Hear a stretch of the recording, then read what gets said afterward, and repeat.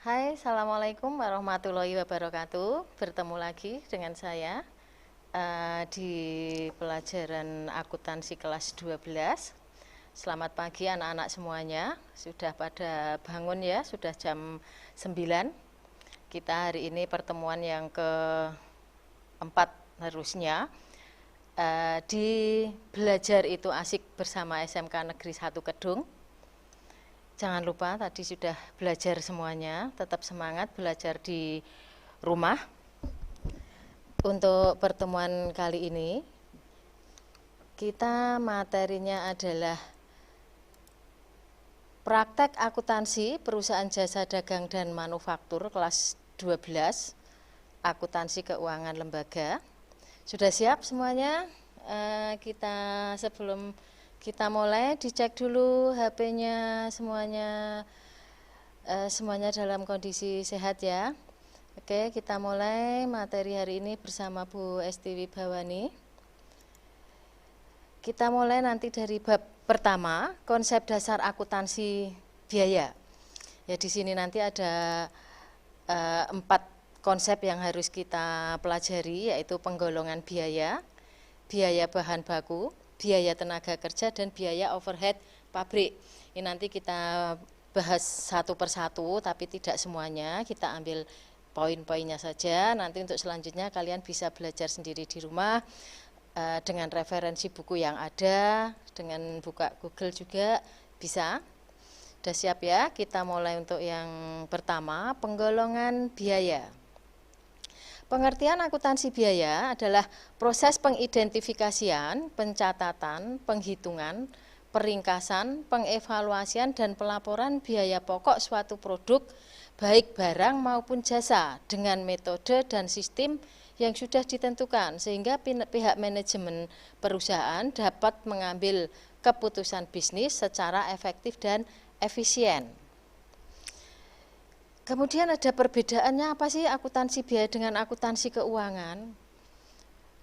Akuntansi yang kalian kenal sekarang adalah di kelas 10 dan kelas 11 itu adalah akuntansi keuangan atau akuntansi perusahaan jasa dan dagang.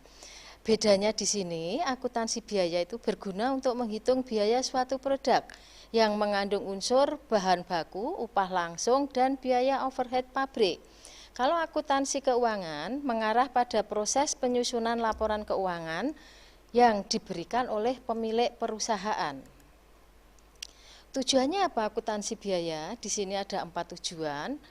Menyediakan informasi harga pokok produk, menyediakan informasi biaya untuk membantu manajemen, kemudian menyediakan informasi biaya untuk kepentingan pengawasan biaya, dan menyediakan informasi biaya untuk pengambilan keputusan. Jadi ada 4 tujuan.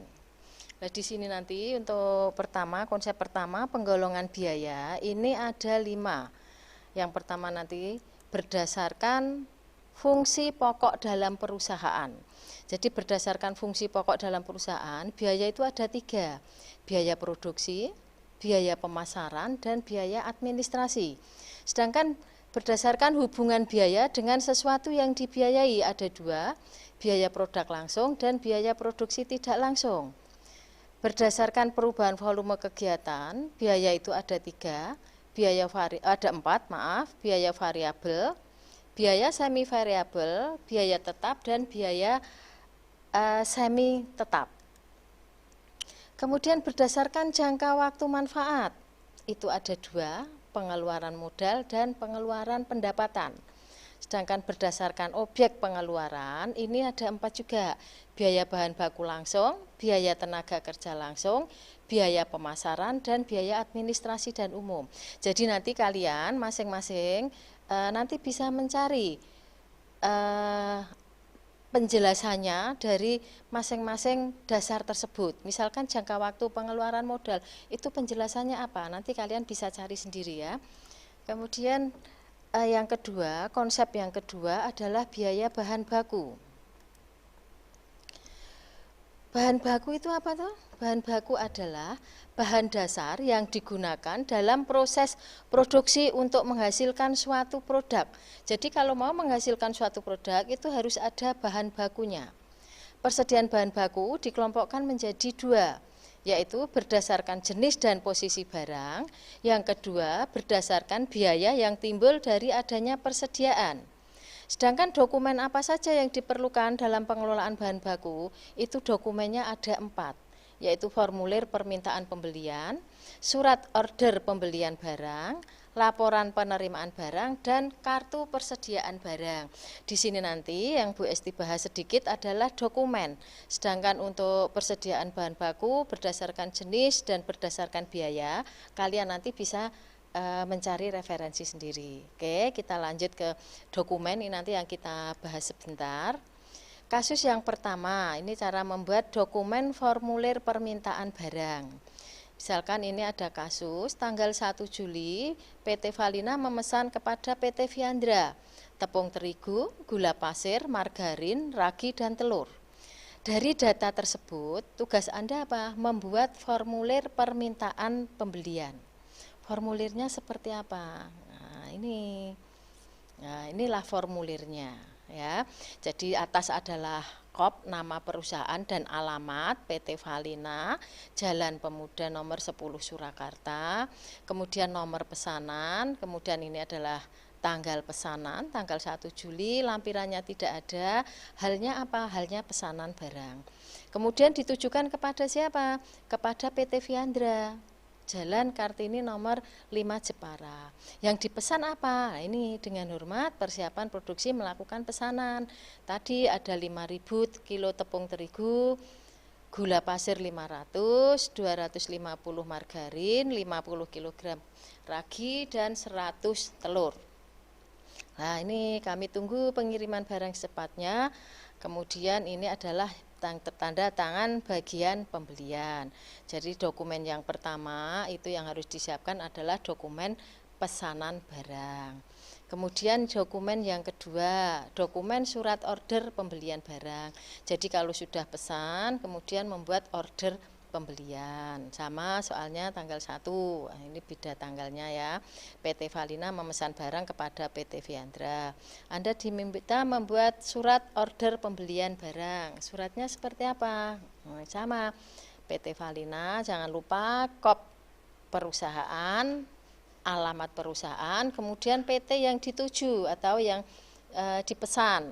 Kemudian kita buat barang-barang yang akan dipesan dengan nomor, nama barangnya, kemudian jumlah berapa yang dipesan atau kuantitasnya, ada diskon atau tidak, ini nanti kita tulis.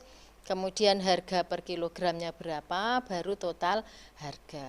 Jadi kalau membuat ya harus lengkap seperti ini. Ini adalah untuk dokumen pemesanan. Kemudian yang ketiga, dokumen ketiga adalah dokumen laporan penerimaan barang.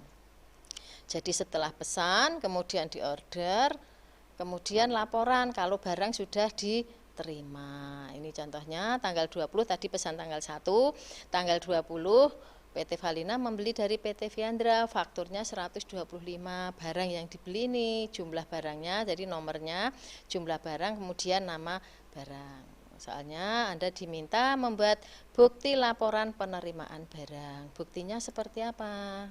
Ini KOP, jangan lupa nama perusahaan dan alamat harus selalu ditulis, kemudian nomor VO-nya, faktur ordernya, nomor fakturnya 125, tanggalnya tadi. Nah, ini sama dibuat semuanya. Oke. Kemudian diketahui kasir dan penyetor yang tanda tangan. Kemudian dokumen yang keempat, kartu persediaan. Jadi dari pesanan tadi, order pesanan, kemudian pesanan, barang sudah tiba, kemudian perusahaan membuat dokumen kartu persediaan. Nih, PT Valina perusahaan yang bergerak di bidang produksi berbagai jenis roti basah, mencatat persediaan dengan sistemnya perpetual, metode FIFO, first in, first out, atau masuk pertama, keluar pertama. Dengan data mutasinya sebagai berikut. Tanggal 2 ada pembelian, tanggal 6 pemakaian, tanggal 10 pemakaian, tanggal 16 ada pembelian, tanggal 25 pemakaian, 28 pemakaian.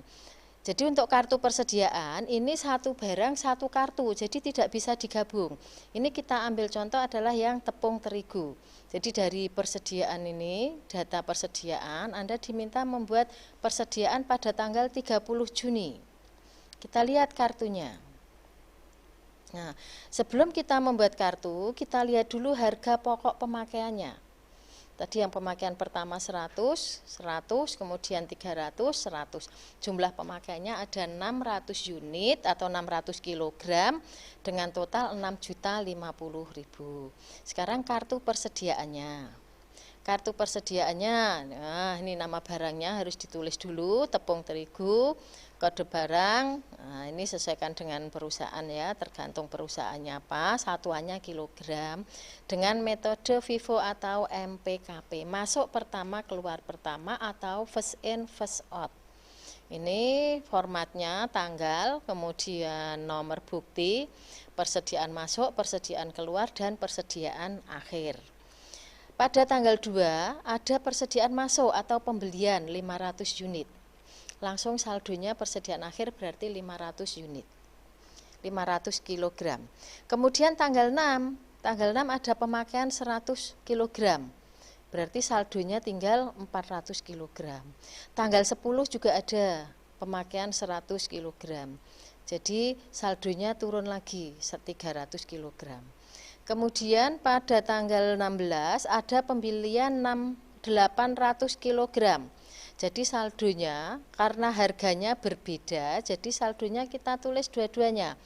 Yang saldo pertama ini adalah 300 kg dengan harga per kilogram 10.000.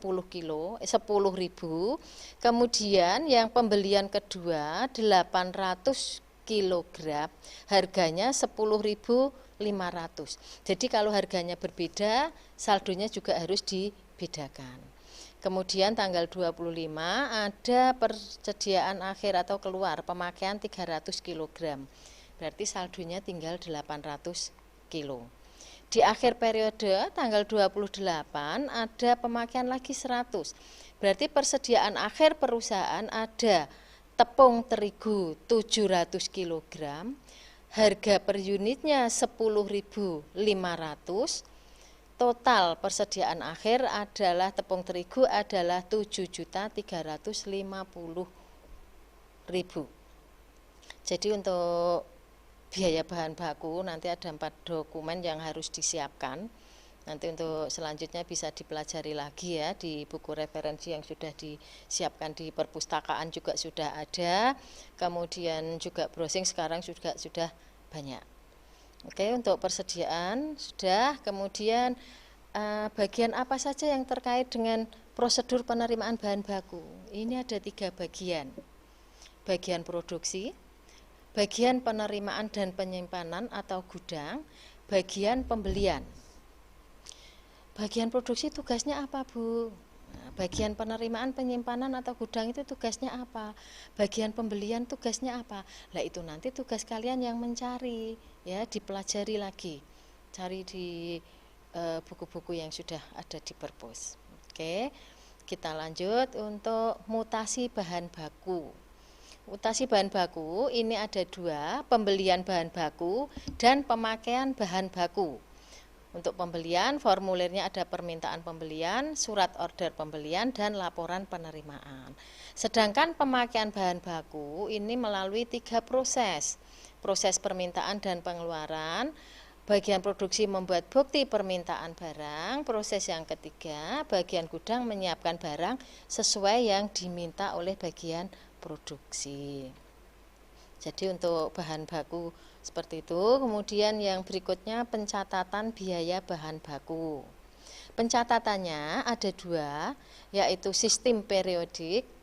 Dokumen yang diperlukan adalah kartu persediaan fisik, daftar rekapitulasi penghitungan fisik, dan bukti memorial. Sedangkan sistem perpektual, metode dalam pencatatan ada 3, FIFO, metode LIFO, dan metode average atau rata-rata bergerak. Tadi kita contohnya sudah FIFO, mungkin kalian nanti bisa mencoba dengan contoh yang LIFO.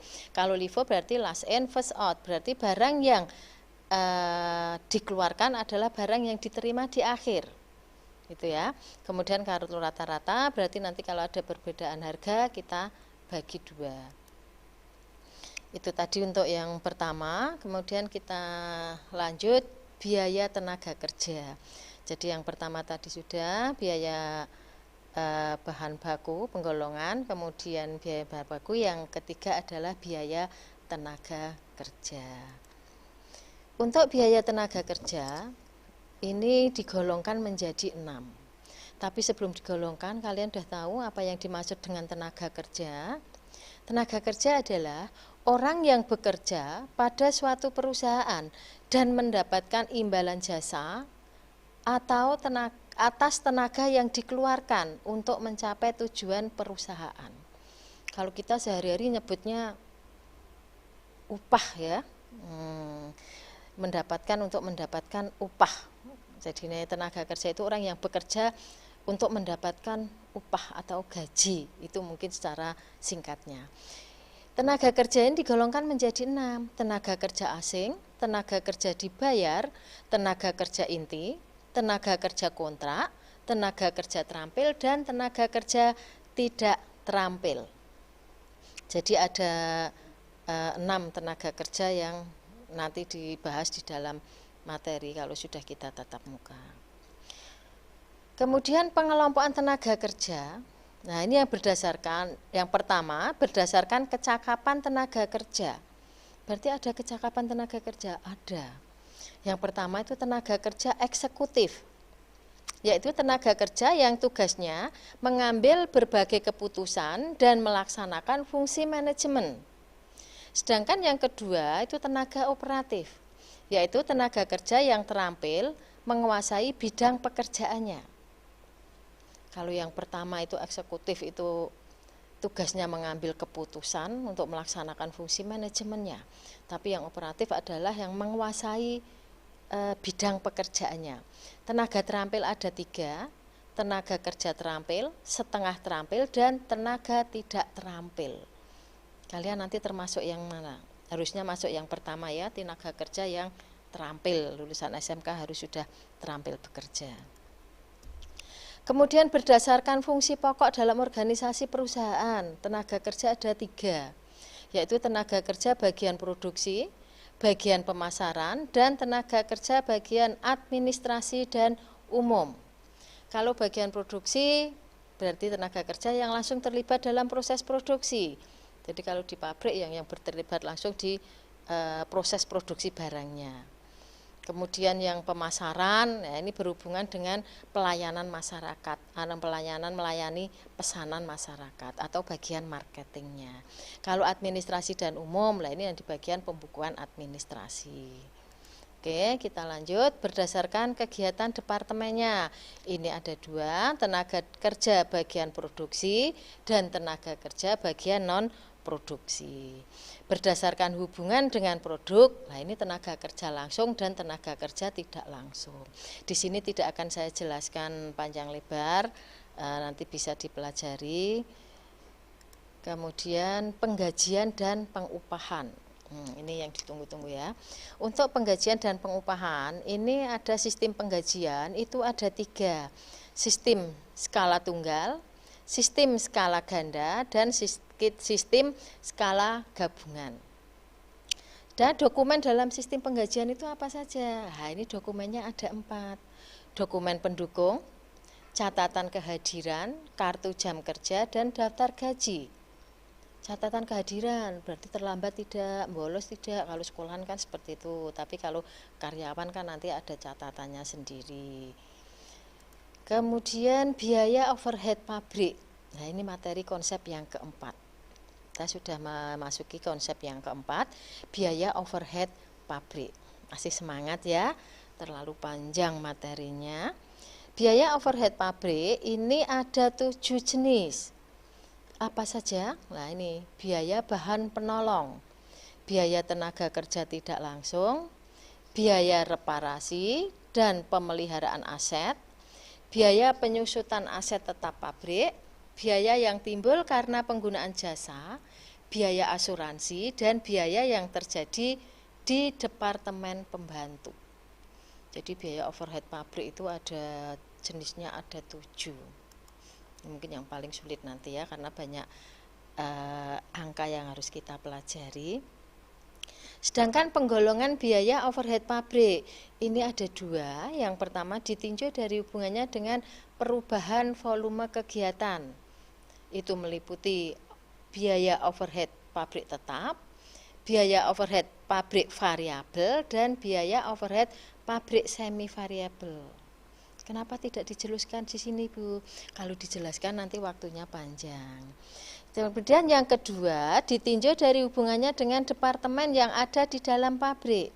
Itu ada biaya overhead pabrik langsung departemen dan biaya overhead pabrik tidak langsung departemen. Nah, itu adalah semuanya adalah materi di konsep dasar akuntansi biaya. Jadi kalian harus bisa memahaminya. Nah, ini ada evaluasi. Untuk evaluasi saya ambilkan yang teori aja, nanti prakteknya menyusul di pertemuan berikutnya. Evaluasi yang pertama, jelaskan pengelompokan bahan baku berdasarkan jenis dan posisi barang. Nomor 2, dalam pengelolaan bahan baku diperlukan dokumen pencatatan uang memadai agar pengendalian internal pada pengelolaan bahan baku dapat dicapai dengan baik. Jelaskan dokumen yang diperlukan dalam pengelolaan bahan baku. Nanti dicari ya untuk kelas 12. Ini nanti yang harus dikerjakan untuk pertemuan kita berikutnya. Yang nomor 3, jelaskan pengelompokan tenaga kerja menurut fungsi pokok dalam organisasi perusahaan. Kalau tadi di materi di PPT tidak disampaikan, berarti tugasnya mencarinya di mana? Di buku referensi. Nah, ini adalah sudah selesai. Untuk materi pertama kita sampai di sini. Untuk materi berikutnya kita ketemu lagi di menghitung harga pokok pesanan. Jadi kalau bahan bakunya sudah, kita masuk di harga pokok pesanan. Masih semangat ya? Nah, untuk referensi kalian bisa nanti daftar pustakanya untuk materi ini Bu Esti pakai buku dari Erlangga ciptaan Ibu Dwi Harti, yaitu buku Praktek Akuntansi Perusahaan Manufaktur untuk SMK MAK kelas 12. Ini ada di perpustakaan kita, di SMK Kedung sudah ada, jadi nanti anak-anak kalau mau pinjem tapi sesuai dengan protokol kesehatan karena kita masih dalam pandemi COVID-19. Jadi kalau mau pinjem silahkan ke sekolahan tapi tetap mematuhi protokol kesehatan, tetap pakai masker. Oke, terima kasih untuk anak-anakku semuanya. Untuk pertemuan kita hari ini kita akhiri. Jangan lupa tetap semangat belajar di rumah, tetap jaga jarak, jaga kebersihan, jangan lupa cuci tangan pakai sabun. Semoga pandemi segera berakhir, kita bisa bertatap muka di sekolahan, kita belajar bersama-sama. Oke, terima kasih masih belajar bersama itu asik dengan SMK Negeri 1 Kedung Jepara. Terima kasih. Wassalamualaikum warahmatullahi wabarakatuh.